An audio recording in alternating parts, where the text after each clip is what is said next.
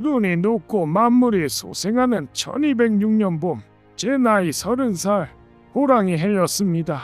우리 몽골인들의 젖줄이자 강께서 태어나신 우는 강상류 평원에서 조원의 모든 유목민 부족이 모였습니다. 한때 서로의 목을 겨누던 원수들도 이제는 전하의 백성이 되어 9개의 흰 깃발 아래 수만 명이 모여들었지요.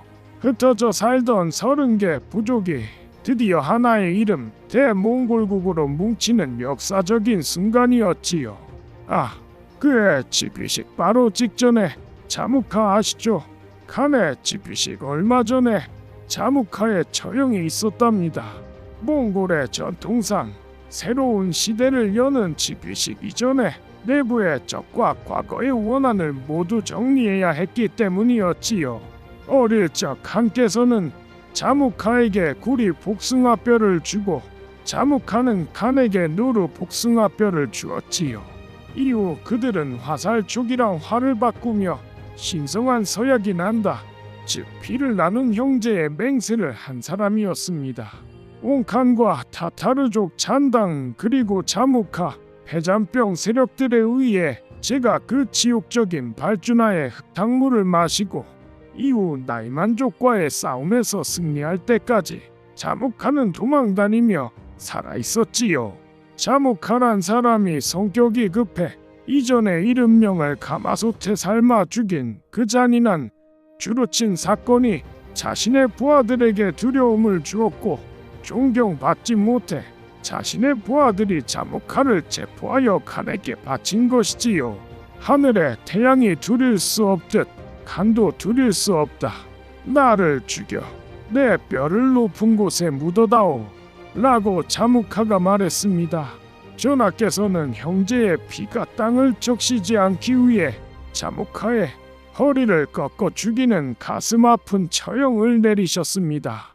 당연히 주인을 배신한 그 부하들은 보상은커녕 모조리 처형되었지요. 일설에는 양탄자에 말아서 말발굽으로 군대가 지나가게 해서 처형했다고 하지만 몽골 비사에도 기록되었지만 허리가 꺾여 죽인 게 맞습니다. 허리가 꺾이면 왜 죽냐고요?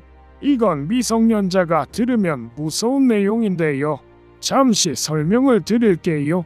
허리뼈, 등뼈가 부러지면 뼈 속에 척수가 뇌에 통하지 못해 그 자리에서 질식하거나 피가 통하지 못해 사망한답니다. 엎드리게 한 후 커다란 통나무나 무거운 것으로 척추를 다치게 하는 것이지요. 몽골 사람들은 말을 타고 다니다 낙마를 하거나 많은 전쟁을 보면서 그 사실을 자연스럽게 알게 되었지요.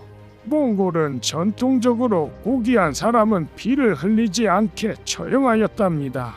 우리 몽골인들은 영혼과 혼령이 피 속에 있다고 믿지요. 만약 피를 땅에 흘리면 그 영혼이 땅에 스며들어 땅을 더럽히고 원한을 품은 영혼이 하늘즉 탱그리로 떠나지 못한 채 대지에 남아 살아있는 자들에게 저주와 재앙을 내린다고 생각했습니다. 피를 흘리지 않은 유사한 처형을 몇 가지 더 소개해 드릴게요. 양탄자에 말아서 높은 절벽이나 언덕에서 굴리는 방법, 양탄자에 말아서 기병이 말을 타고 지나가는 방법, 가죽으로 된 보대에 넣어 강물 속에 던지는 방법, 또 은이나 금속을 녹여 귀나 눈, 코에 붓는 방법, 은접시에 담긴 독약을 마시는 방법, 활시위 2개를 이용하여 목 졸라 처형하는 법 등이 있답니다. 피는 양탄자에는 묻어도 땅에 묻으면 절대 안 되는 것이지요. 그게 있네요. 그 유명한 동유럽 원정 때의 칼가강 전투 후 제가 6명의 귀족들을 처형한 널판지 처형이 있답니다. 그중 3명은 이름이 키예프 대공, 그의 사위인 트로프 공작, 또 그의 다른 사위인 두브로비츠 공작이었지요. 널판지 처형은 어떻게 처형하느냐 하면은요, 이걸 말씀드리긴 좀 그렇습니다만 우선 땅에 사람이 누울 만한 구덩이를 파고 적들을 묶어 나란히 눕힌답니다. 그 위에 두꺼운 나무 판자를 올리지만 전쟁터라 두꺼운 판자를 구하기 어렵잖아요. 그러니 거의 원목들을 서로 묶어서 올려두고 그 위에 판자를 묶습니다. 물론 그 위에서 수십 명의 군인들과 연애를 하였지요.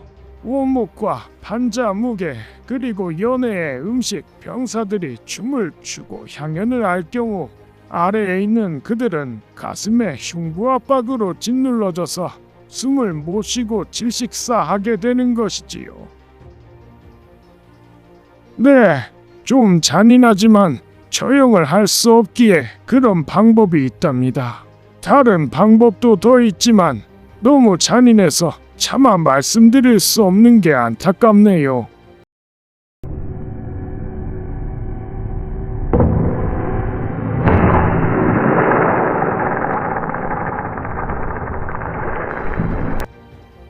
이렇게 해서 자묵한은 처형되었고 당시 나이만의 족장 타양칸의 아들 쿠줄루크나 메르키트 족장 토크토와 베키는 서요 쪽으로 달아나 추적 중이었지만 초원의 오랜 내전은 나이만 전쟁 후 완전히 종식시킨 셈이지요. 저희 칸의 즉위식 얘기하다가 우울한 얘기를 드렸네요. 즉위식 얘기를 먼저 해드린 후에 더 재미있는 이야기가 있답니다. 몽골에서 가장 유명하고 징기즈칸이란 이름을 지어내고 만들어준 주술사이자 무당인 코코추도 허리가 꺾여 죽게 되지요. 그 얘기도 해드릴게요.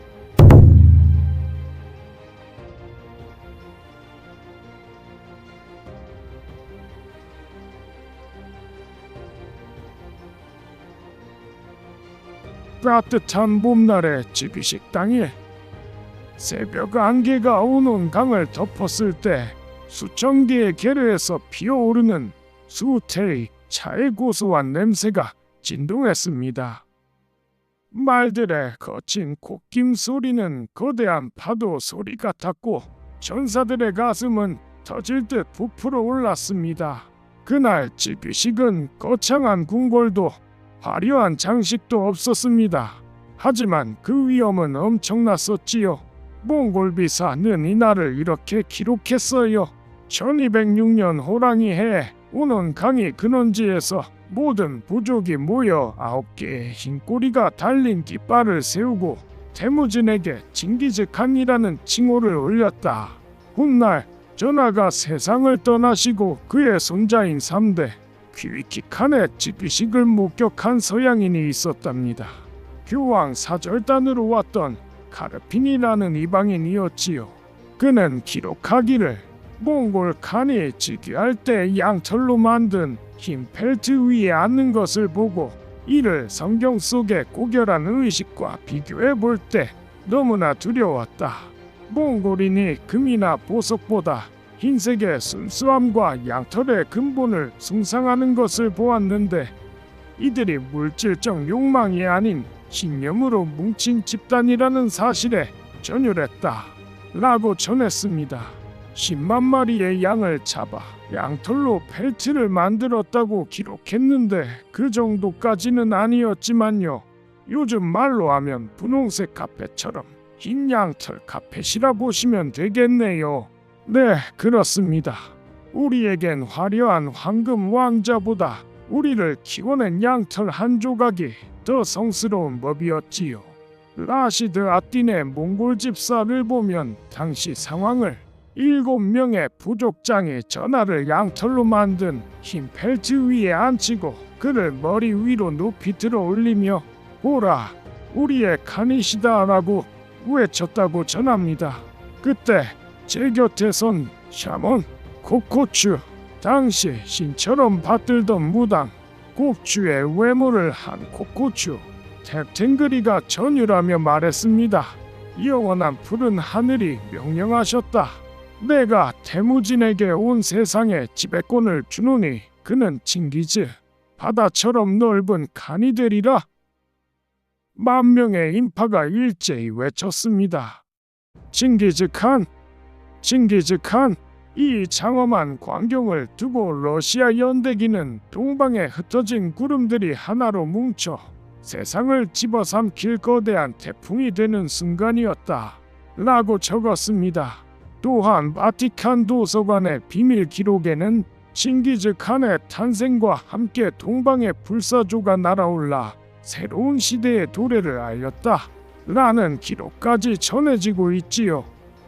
그 영광스러운 자리에는 전하께서 평생 가장 사랑하셨던 보르테 마님이 본부인으로서 당당히 곁을 지키셨습니다. 전하께서는 즉위식 후 공신들에게 관직을 나누어 주셨습니다. 성무친 정록에는 우리를 향한 전하의 무한한 신뢰가 이렇게 기록되어 있습니다.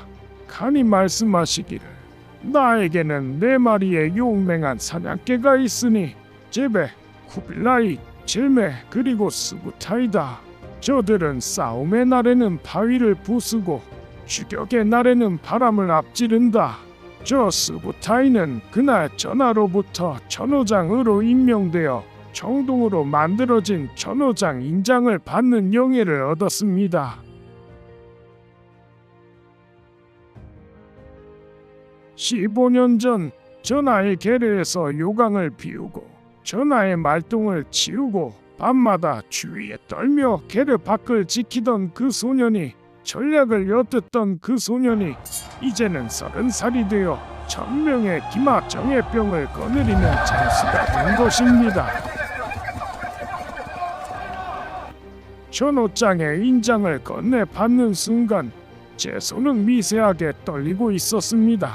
전하의 눈과 제 눈이 마주쳤을 때 저는 목숨을 바치기로 다시 한번 맹세했습니다.